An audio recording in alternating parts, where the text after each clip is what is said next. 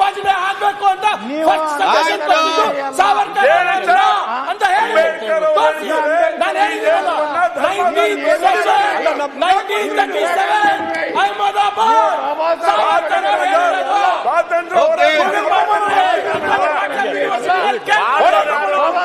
ಸಾವರ್ಕರ್ ಕೇಳಿ ಎಲ್ಲ ಗೊತ್ತಿದೆ.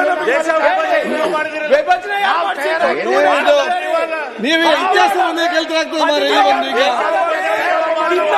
ನೀವು ಸರ್ಕಾರ ನಡೆಸಿದ್ರಿ ಹಿಂದೂ ಮಹಾಸಭಾ, ನೀವು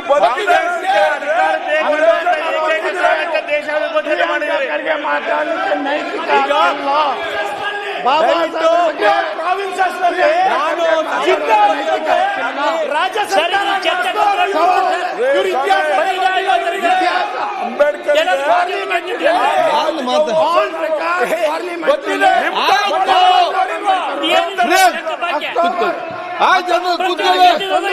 ಆಯ್ತು, ನಾನು ಮಾತಾಡಿ ನೀವು ಏನ್ ಬೇಕಾದ್ರೂ ಮಾತಾಡಿ. ಎತ್ತಲವ್ರೆ ನಾನು ಏನ್ ಬೇಕಾದ್ರೂ ಮಾತಾಡಿ.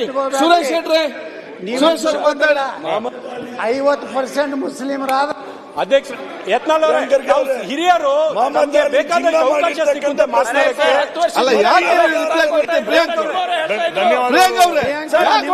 ಹೌದು, ನೀವು 100 ಸಲ ಹೇಳ್ತಾರೆ, ಯಾಕೆ ರಿಪ್ಲೈ ಕೊಡ್ತೀರಿ? ನಾವು ಮಾತಾಡಿ.